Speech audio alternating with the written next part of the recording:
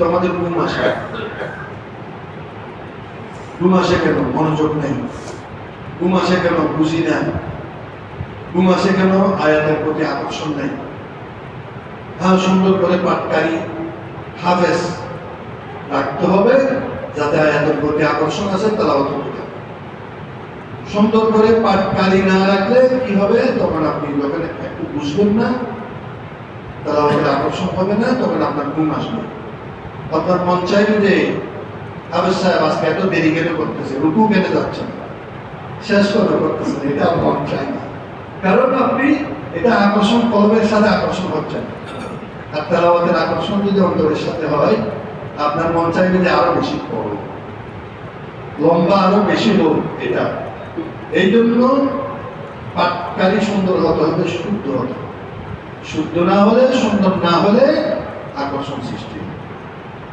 আমাদের ওই রেওয়াজ চলে গেছে, যেটা এক নিঃশ্বাসে সূরা ফাতিহা শেষ করে 2-3 আয়াত 5 আয়াত এক নিঃশ্বাসে শেষ করে পাঠ করা, সেই রেওয়াজ আলহামদুলিল্লাহ উঠে গেছে। আলহামদুলিল্লাহ বলি সবাই, উঠে গেছে না ভাই?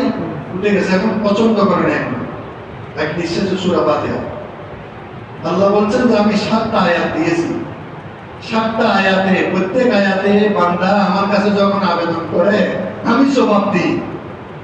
আর তুমি তেলাওয়াত করছো কিরকম? তুফান নেই, আয়াতের পরে তুমি থামছো না। এই জন্য আলহামদুলিল্লাহি রাব্বিল আলামিন, এটার পরে আল্লাহ আয়াতের জবাব দিচ্ছেন। আর রহমানির রহিম, আল্লাহ জবাব দিচ্ছেন। মাজ্জাদানি আব্দি, আল্লাহ বান্দা আমাকে কি মর্যাদা দিয়েছে, এই সম্মান দিয়েছে। এই জবাবটা যদি আমি দেওয়ার সুযোগ না দিই আল্লাহকে, তাহলে এই পাঠটা শুনতে হবে। সামআ মিনাল মাসানি, সেটা হচ্ছে সূরাতুল ফাতিহা। আর সূরাতুল ফাতিহা থেমে থেমে পাঠ করবেন, এক নিঃশ্বাসে পাঠ করবেন। এই এক নিঃশ্বাসে পাঠ করার ফজিলত হাফেজ সাহেব সেটা সম্মানী নয়, সেটা ফজিলত ওয়ালা। ফজিলত ওয়ালা কোনটা? যারা পড়বেন। ওর প্রথম আয়াত যেটা, সেটা এক টান দিবে, শেষের আয়াত এক টান দিয়ে, মাঝখানে আর কোনো খবর নেই। আমি এক মসজিদে এরকম মানে শুনে আশ্চর্য হলাম যে এর টান দেয় প্রথমে, শেষে অলিন করে টান দেয়, মাঝখানের আর 5 আয়াতের কোনো খবর থাকে না। কিভাবে যে দ্রুত চলে একটা বুঝাও যায়। এইরকম আয়াত পাঠকারীর কোনো মর্যাদা নেই। আমি আর আপনি কে? হাফেজ সাহেবকে? আল্লাহ তো নবীকেই নিষেধ করছেন, আল্লাহ নবীকেই নিষেধ করছেন। সূরা কিয়ামার মধ্যে আল্লাহ নবীকে নিষেধ করছেন যে আপনি জিহ্বাকে দ্রুত চালনা করবেন না। আপনি জানেন না আপনার কলবের মধ্যে কোরআন আমি বসিয়ে দিয়েছি, আপনি কেন এত দ্রুত কোরআন শরীফ পাঠ করতেছেন? তাকে বলছেন মুহাম্মদুর রাসূলুল্লাহ সাল্লাল্লাহু আলাইহি ওয়াসাল্লাম, লা তুহাররিক বিহি লিসানাক, লিসান মানে জবান, হাররিক মানে দ্রুত চলে যায়। লা তুহাররিক বিহি লিসানাকা লিতাআজাল, আপনার জিহ্বাকে দ্রুত চালনা করবেন না, তাড়াহুড়া করবেন না।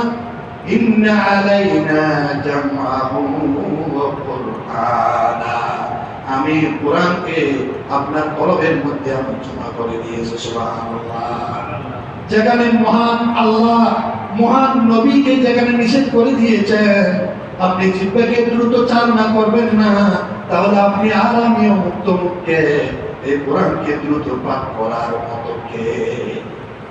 বরং কোরআন কাছে প্রতি হরফে যদি 10টা সওয়াব হয়, আপনার তাড়াহুড়া করার দরকার কি? একটা সুরে সুন্দর করে বলেন, সওয়াবের ভান্ডার হয়ে যাবে। সুবহানাল্লাহ। এই জন্য কোরআনকে আস্তে ধীরে পাঠ করতে হবে। নবী আকরাম সাল্লাল্লাহু আলাইহি ওয়াসাল্লামের হাদিস, সযত্নে নিয়মিত কোরআন যদি পাঠ করা হয় তাহলে এটা ফজিলত। আর ভুলে যাওয়া থেকে সতর্ক থাকতে। ভুলে যাওয়া, আপনি তো জানেন কলাউজুবের নাচ থেকে আলম তারা পর্যন্ত 10টা সুরা। আপনার মুখে